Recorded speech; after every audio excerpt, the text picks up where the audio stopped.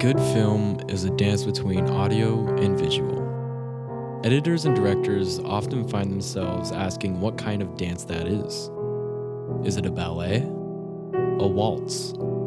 Is it a street dance? Well, in the case of Fargo, it's a headbang. The Fargo TV series writes a love letter to the Coen brothers. The feel, the dialogue, the absolutely farcical plot, it's all there. The second season of the series deviated a bit from the feel of the first season, but we got something truly incredible. The acting convinces you. The soundtrack and scoring gives us a masterclass. The writing is so engaging, you feel helpless when trying to walk away from it. People in general and critics don't talk about it much, but season 2 of Fargo, in my opinion, is one of the best seasons ever to grace the silver screen. There's so much that's great about this season that it's hard to pick one thing to talk about. I landed on one sequence that I think illustrates most of the genius of Fargo. The opening of the last episode, Palindrome, is some of the most exciting 7 minutes I've experienced in all of TV history. That is what we are talking about, the genius of Fargo.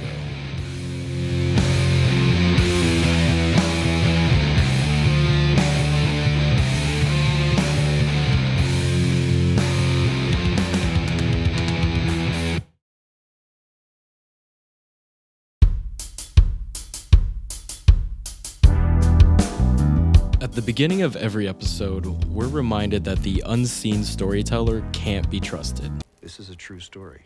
In case you didn't know, Fargo, both the movie and the TV series, is definitely not based on a true story at all.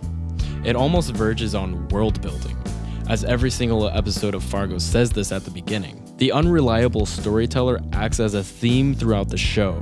Most of the show doesn't even take place in Fargo. And many of the events of the show are so outlandish and bizarre that it almost can't be true. Anyway, this short introduction to the episode acts as a reflection on the events that have taken place in this season. We basically get a montage of dead bodies. It paints a picture that says, okay, the Gerhardts are now out of the picture, the Empire has fallen. Now Hansi, who's a homicidal maniac, is on the loose. What happens next? It's a short sequence that provokes a lot of thought in the attentive viewer. At the end of the sequence, we get a crossfade into a close-up of Betsy in bed, eyes closed, as soon as Lou, who's narrating, says, Out of respect for the dead.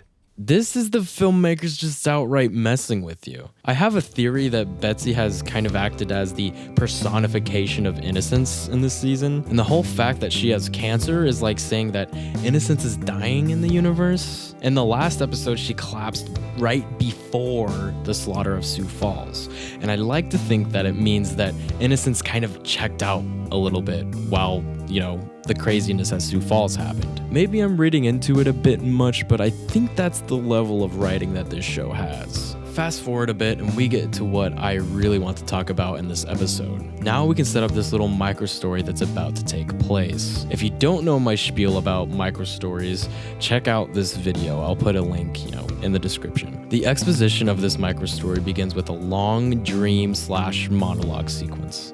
It's continuing the kind of theme of reflection that's present in the first few minutes of the episode. Dream sequences are plentiful nowadays, but this one strikes me as particularly well done.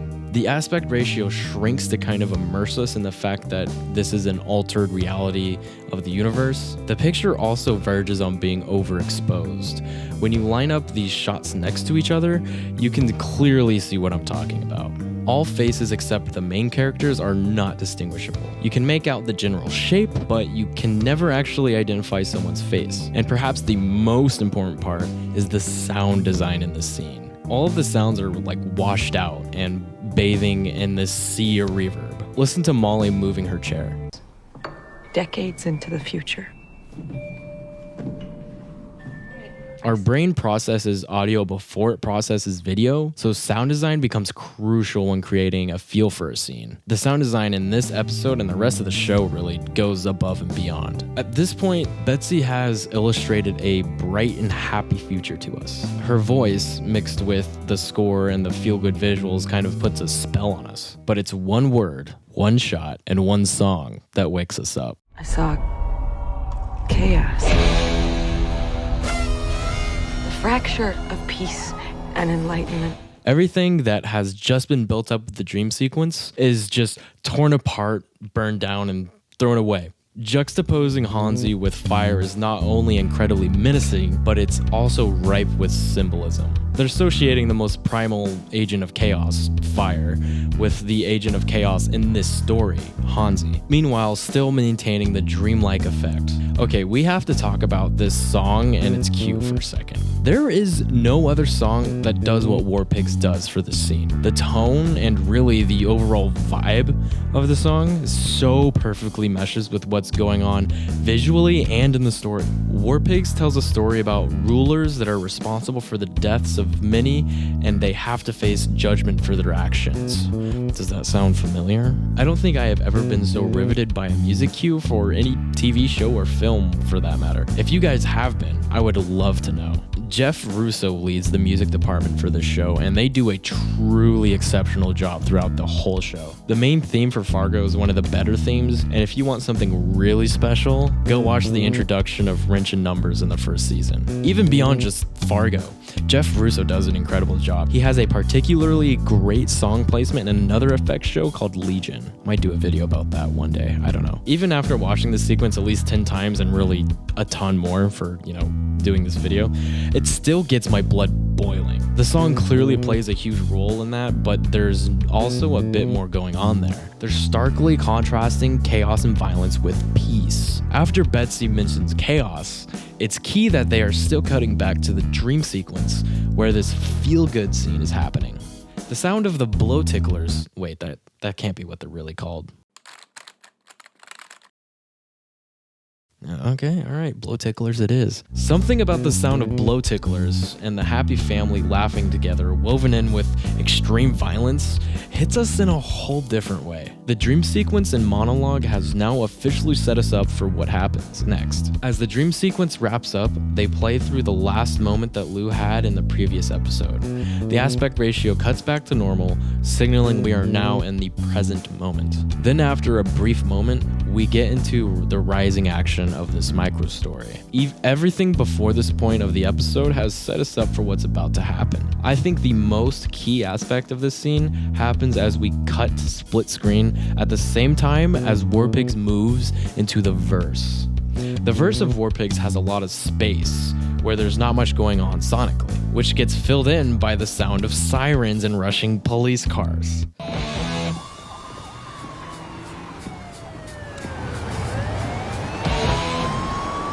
This creates a feeling of enormous anticipation for what's about to happen. Meanwhile, visually, on one side, we have Lou walking with a certain conviction, almost like he's working up the confidence to deal with what's about to happen. While on the other side, which is a few moments in the future, we see he's trying to scout out the area to find Peggy and Ed. As we move into the climax of this microstory, Ed waves down a random car, and it's revealed that the driver is a kind old man that is just looking to help out.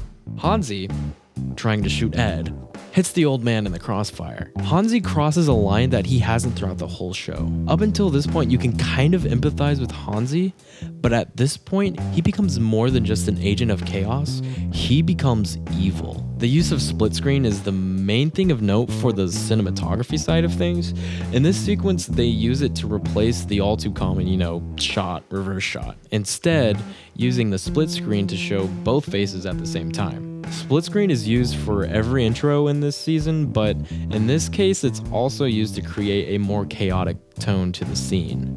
Past this point, we see Lou scope out the car and the old man's corpse, and the scene ends with Lou following Hansi's trail. You might note that there is no resolution to this microstory. That's because they don't want you to feel like this story has resolved. They want you to keep watching, so they cut to a different side plot to keep you glued to the screen. You want to know what happens to Peggy and Ed, but you have to keep watching to find out.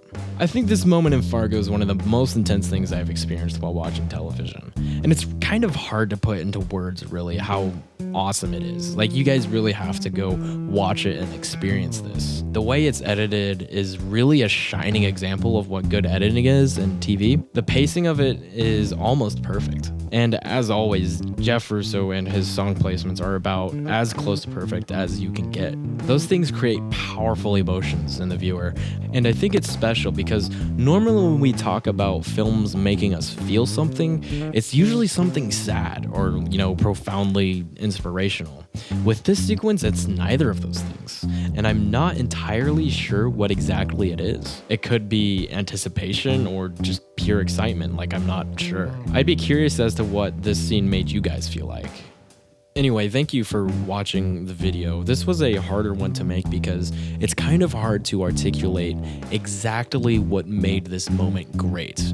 But I'm telling you, if you have not seen it, go watch this season of Fargo now, because it is some of the best TV I have ever watched. I am working on YouTube now, which means I have more time to make other YouTube videos, oddly enough. So I definitely plan on making videos for Cutaway regularly. I know at this point it's been like every other year I make a video, which is kind of ridiculous, but I do like making these. And I definitely have more to make, and I have a ton of stuff I could possibly do on this channel.